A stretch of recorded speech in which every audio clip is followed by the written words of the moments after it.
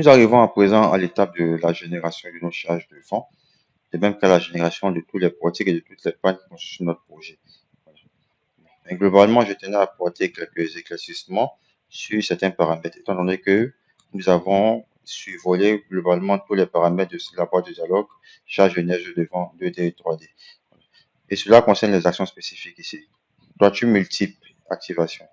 Cela signifie que plusieurs toitures auront tendance à se protéger les unes des autres.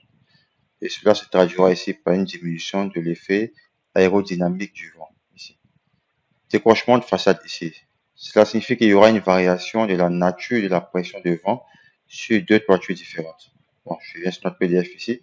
Ici, lorsque la charge arrive du côté droit, nous aurons une pression ici. Et sur l'autre toiture ici, nous aurons une dépression. Pareil, ici, lorsque le vent vient ici du côté gauche, nous aurons sur cette toiture-là une pression et sur l'autre côté une dépression. Donc, il y aura différentes variations de la nature de la pression de vent sur deux toitures différentes en fonction de la direction du vent. Bon. Ensuite, nous revenons maintenant au vif de notre sujet, c'est-à-dire qui concerne la génération des charges de vent. Ici. Lorsque nous arrivons à cette étape-là, nous avons deux possibilités ici. Cliquez sur générer ici. On va nous générer toutes nos charges de vent sur notre portique ou générer sur 3D. Nous allons à la fois générer les charges de vent sur notre portique, mais générer également tous les portiques de notre projet, de même que toutes les pannes de notre projet. Nous allons cliquer ici sur générer 3D. Générer 3D ici. Nous avons ici la position des portiques qui est mise ici. Les paramètres sont là. Position des portiques régulières. Cela signifie que les espacements ici, quand on regarde ici, quand on vient sur la file A ici, on voit que ici les espacements sont réguliers. Nous avons 5 mètres également comme espacement pour tous nos portiques. Donc, position des portiques régulières.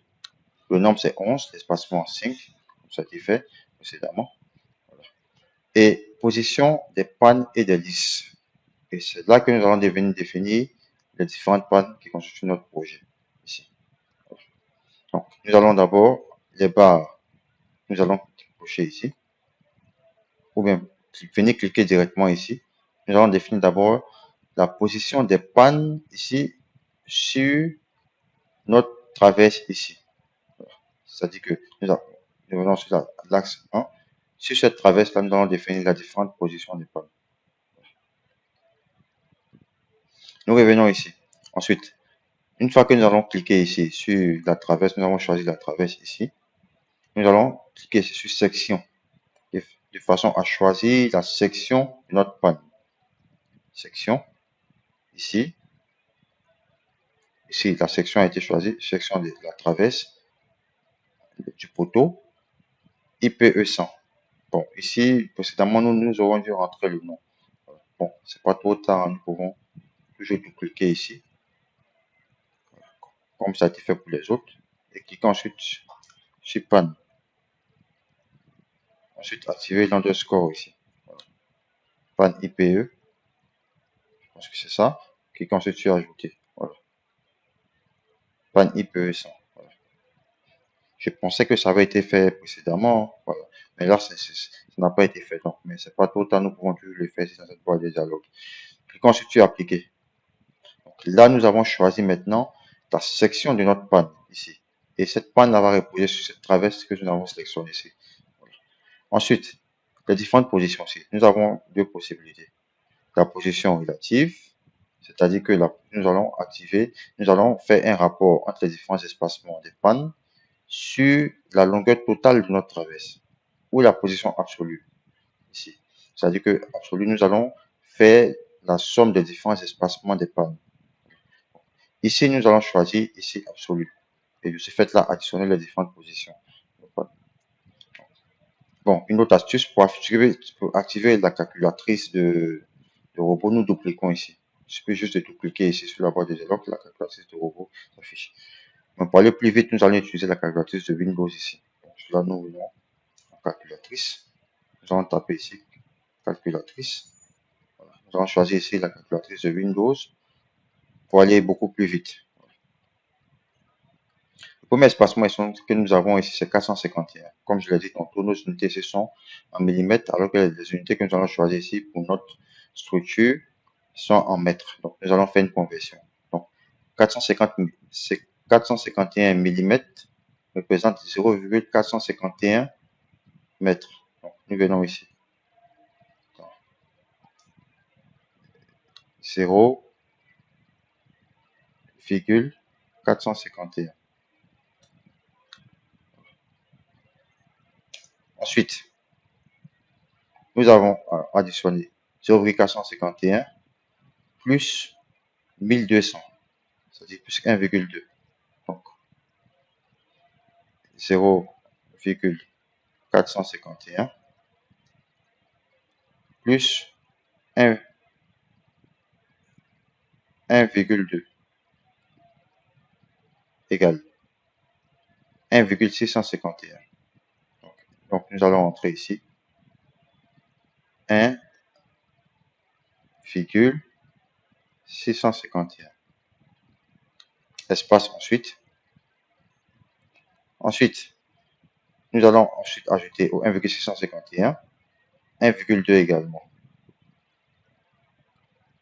Donc, plus 1,2. C'est égal à 2,851. Donc, nous allons revenir de nouveau. 2,851. Ensuite, plus 1,2 encore. Plus 1,2 encore. Égale 4,051. 4,051. Plus 1,2 encore. Bon. Plus 1,2. 5, bon, on peut même faire un copier-coller. 5, espace toujours, 5,251. Plus 1,2. 6,451. Toujours la calculatrice. Plus 1,2. 7,651. Enfin, un copier. CTRL-C. Ensuite, un CTRL-V. Ici. Plus 1,2 encore. Nous avons ici 8,851.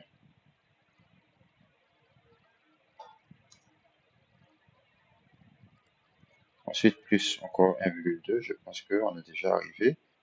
Ça fait 10,051.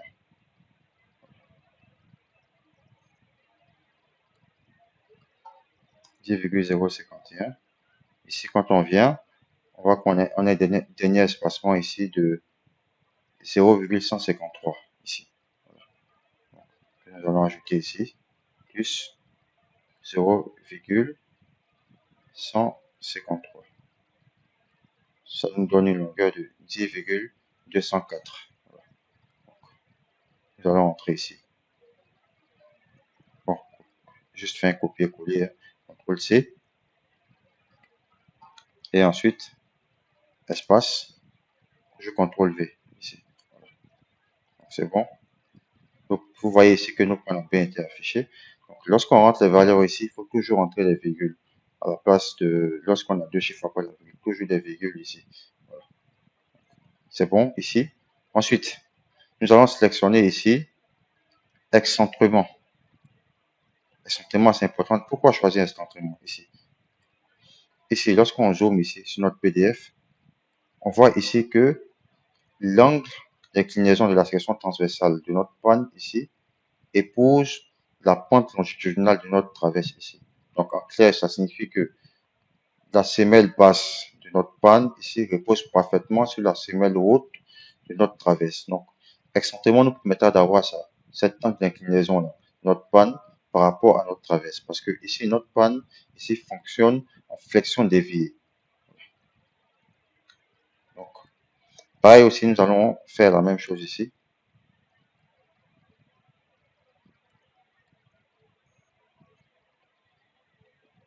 Nous allons faire la même chose ici. pour... Bon, je pense que c'est bon ici. Ici, nous avons un dernier espacement. Ici, nous avons oublié de mettre les 10 virgules. Bon, espace 10,204. Voilà. 10,204. Donc, c'est bon.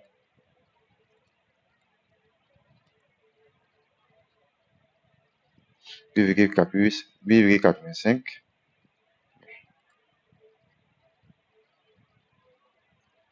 Donc, non, 10,051 plutôt. Voilà. 10,051.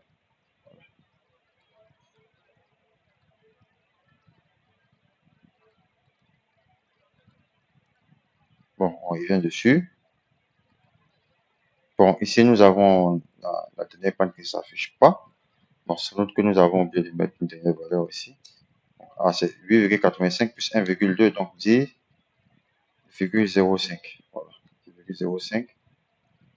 Ça, c'est bon. Voilà, c'est bon pour cette traverse-là. Nous allons effectuer également les mêmes calculs ici pour l'autre traverse. En sélectionnant l'autre traverse ici. Et ensuite, la section ici, nous allons sélectionner la section de notre panne ici. Cliquons ensuite sur appliquer. Voilà. Ensuite, nous allons définir les différents espacements. Comme ça été dit, des espacements absolus. Parce que ici, nous avons les valeurs qui sont données ici. Première valeur 0,53. 0,153. Bon, nous venons ici. 0,153 plus 1,2. Donc, nous allons commencer par entrer 0,153. 0,153 plus 1,2. Ici, la calculatrice nous donne 1,353. Donc, 1,353. 353 plus 1,2, 2,553. Bon, on peut aller comme ça, toujours en ajoutant 1,2. Donc, ici, 1,2 quand on ajoute ici, ça nous donne 3,773. Ensuite,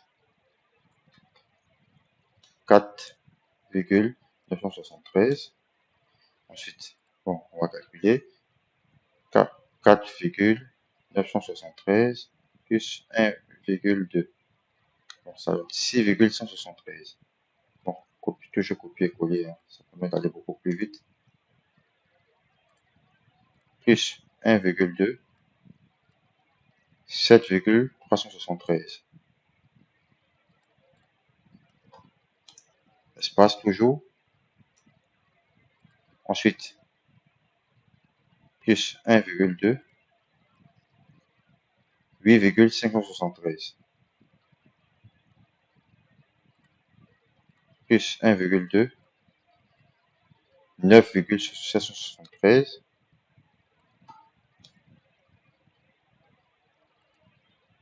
Plus 1,2,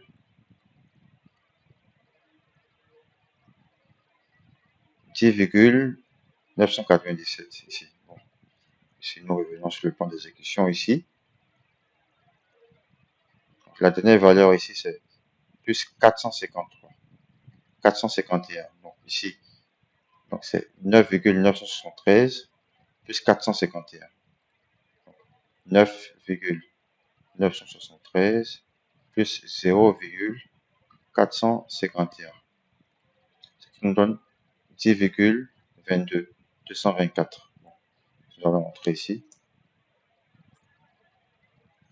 10,224. C'est bon. Voilà. On voit ici que nos pannes ont bien été définis. Bon, c'est vrai que le calcul là reste un peu fastidieux. Bon, voilà. Définition des pignons ici. Bon, déjà. dans le cas où nous aurions des bascules d'opinion sur lesquelles maintenant qui ne sont pas recopiées plusieurs fois. Ici, nous n'avons pas de barre intermédiaire sur nos opinions. Donc, parce que nos politiques seront copiées plusieurs fois. Donc, dès l'instant où on définit certaines barres qui appartiennent aux opinions, ces barres-là ne seront pas copiées. Voilà. Donc, ici, nous avons défini maintenant les différents espacements de nos pannes sur nos traverses. Voilà. Comme je l'ai dit tantôt, ça reste un peu fastidieux. Déjà. Il faut toujours veiller à ce que dans section ici, c'est la section de nos pannes qui soit sélectionnée. Déjà. Et excentrement doit être affiché, comme je l'ai dit, pour que ici notre panne ici puisse épouser l'angle d'inclinaison ici de notre traverse. Ensuite, nous venons, une fois que ça a été fait, nous venons ici dans générer 3D. Générer 3D ici, on voit que toutes les charges, toutes les hypothèses que nous avons montrées ont été faites ici. De même que, nous cliquons aussi sur, de même que ici, les différentes, bon, nous cliquons d'abord sur enregistrer.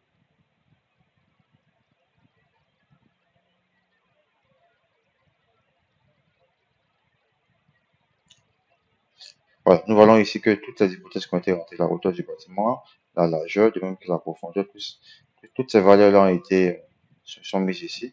Toutes ces valeurs-là, nous allons pouvoir les retrouver après lorsque nous allons générer notre mode de calcul ici. De même que les valeurs des différentes charges qui ont été appliquées ici, sur nos différentes barres, en fonction des différentes positions de vent, en direction de vent ici.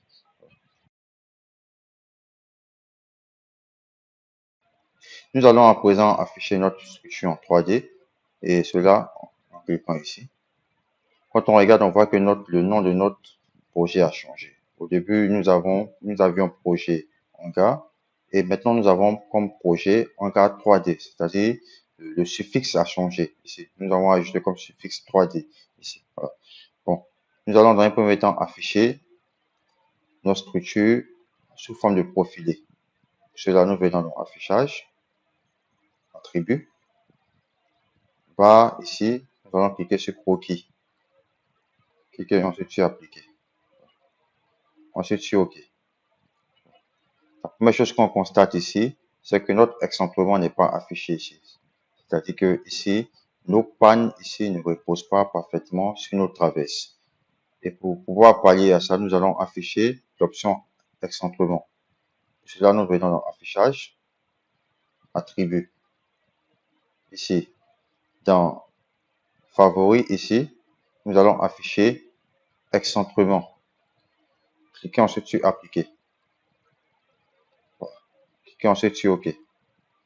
On constate ici que nos pannes ici reposent parfaitement sur nos traverses. Nous faisons un clic droit, ici rotation 3D. Nous venons cliquer ici. En cliquant, on voit que nos pannes reposent parfaitement ici sur nos traverses. Maintenant, ici, il faut comprendre qu'il s'agit d'un excentrement absolu. C'est-à-dire que si nous changeons ici la section de notre traverse, ici, notre panne ne reposera plus ici sur notre traverse. Donc, nous allons remplacer cet excentrement absolu par un excentrement relatif. De ce fait-là, dès l'instant où nous allons changer la section de notre traverse ici, notre panne ici continuera toujours à reposer sur notre traverse, quelles que soient les variations que nous allons apporter à la section ici de notre traverse. Nous allons cliquer d'abord ici, sur une de nos pannes ici. Nous venons ici dans la boîte des dialogues des propriétés, ici. Excentrement ici, on voit que c'est excentrement 3 qui est affiché. Excentrement 3, ici, excentrement, le nom de l'excentrement, c'est excentrement 3 qui est affiché. Donc, pour changer l'excentrement, nous venons ici dans structure, caractéristiques additionnelles, excentrement. Ici. Excentrement 3 qui a été affiché, c'est-à-dire que c'est comme nous allons cliquer ici. Nous allons cliquer ici. Dans la boîte des dialogues, excentrement 3, c'est ce que nous allons choisir ici. C'est ce que nous allons modifier. Nous cliquons ici. C'est comme j'ai dit présentement, c'est un excentrement absolu. C'est-à-dire que c'est basé seulement sur une valeur UZ. Mais nous allons remplacer cet excentrement absolu par un excentrement relatif. Donc, de ce fait-là, comme excentrement absolu, toutes les valeurs, nous allons mettre à 0. 0 ici. Et nous venons dans instantanément relatif, ici. Position du profilé, c'est-à-dire que la position de notre panne par rapport à notre traverse, ici. Ici, le bas de la semelle de notre panne, ici, doit reposer sur le haut de la semelle de notre traverse. Donc, nous choisissons ici le point du bas. De ce fait-là, c'est le bas de notre panne qui va reposer sur le haut de notre traverse. Et nous choisissons le point centré, de façon à ce que ce soit parfaitement centré sur la section transversale ici de notre panne. Cliquons ensuite sur OK. Ensuite, désaxage ici. Désaxage ici est relatif à la section transversale de notre traverse ici. Donc, nous voulons ici que le haut de notre, c'est-à-dire le haut de notre traverse ici, puisse épouser le bas de la semelle de notre panne. Donc, nous allons sélectionner ici le haut. De ce fait-là, notre panne reposera ici sur le haut de notre traverse. Donc, ici, nous allons définir ici la section de notre traverse. Cliquons ici sur le haut. Cliquons ensuite sur OK. Par rapport à l'objet, nous allons choisir ici un objet, c'est-à-dire nous allons choisir ici une traverse. Cliquons ici sur cette traverse-là et ensuite sur Ajouter. Un instantanément portant ce nom ajouté, voulez-vous le modifier, nous cliquons ensuite sur lui. Voilà. Là, nous avons effectué un accentuement relatif, c'est-à-dire que la position des profilés, si nous avons défini la position de notre profilé de notre panne, des axages, nous avons défini ici la position de la section transversale de notre traverse ici, voilà, c'est-à-dire le haut ici. Et nous avons choisi comme exemple d'objet, l'objet 4 ici que nous avons sélectionné. Voilà. Longueur de la barre, origine dans l'axe, et dans l'axe, ça signifie que ici, notre panne ici va reposer ici au milieu, l'extrémité de notre panne ici va reposer sur le milieu ici de notre traverse. Voilà, dans l'axe, nous cliquons encore sur ajouter et sur ensuite sur fermer. Nous fermons ici cette boîte du dialogue. Voilà. On voit ici qu'à la place d'un accentuement absolu que nous avons défini ici dans les charges de vente, nous avons maintenant un accentuement relatif. De ce fait-là, quelles que soient les variations que nous allons apporter à la section de notre traverse, notre panne continuera toujours à reposer ici sur notre traverse, continuera toujours à épouser l'angle d'inclinaison longitudinale ici de notre traverse. Ensuite, quand on revient sur notre plan d'exécution, sur la file, on voit ici que nos axes sont affichés. Les axes 1, 2, 3, jusqu'à 11. C'est ces axes-là que nous allons afficher ici. Et cela, nous venons dans Structure, Définition des axes. Bon, il existe des versions de robots antérieures telles que 2015 où nous avons ligne de construction. Mais ça reste quand même la même chose. Cliquons sur Définition des axes ici. Ici, en 3D, nous avons trois types. Nous avons la section suivant X, suivant Y et suivant Z. Suivant X ici représente ici la section que nous avions au départ. X, c'est-à-dire que la section de notre portique. Et suivant Z ici, nous avons les différentes répartitions de la section de notre traverse. Donc, ici, ces sections-là, nous allons les afficher. Les différentes répartitions de nos portiques ici, plutôt. Donc, suivant Y ici, nous allons ajouter les axes. Nous allons commencer d'abord par le libellé. Le libellé ici, quand on regarde sur le plan d'exécution, est affiché en 1, de 1 jusqu'à 11. Donc, libellé, nous allons mettre 1. Ensuite, la position à 0, comme au départ. Nombre de répétitions. Nous avons combien Nous avons 11 répétitions ici. L'espacement 5. Nous cliquons ensuite sur appliquer. Non, nous cliquons plutôt sur ajouter. Voilà. Ajouter. Ensuite sur appliquer. Ici, on voit que nos axes ont été bien définis ici. Nos axes ici, conformément à notre plan d'exécution, ont été définis ici. Donc, suivant la section transversale ici, nous avons ici les fils A, B, C qui ont été définis au départ. Et suivant maintenant ici l'axe Y, ici, nous avons les différentes répartitions de nos axes ici. Ici, je pense que c'est bon. Ici, nous avons mis 12, 12 répétés. Donc, nous allons supprimer 1. ici, cliquons sur supprimer, et ensuite sur appliquer. Voilà, ici. Ici, nous avons 11 axes. C'est bon concernant la définition de notre structure. Là, nous voyons que nous avons la possibilité également d'afficher nos charges de vent. Ici, quand on clique ici, on voit les différents cas de charges de vent qui ont été appliqués. Nous venons ici dans structure, donc affichage plutôt attribut. Dans charge ici, nous allons afficher symbole des charges. Nous pouvons également afficher les valeurs des charges.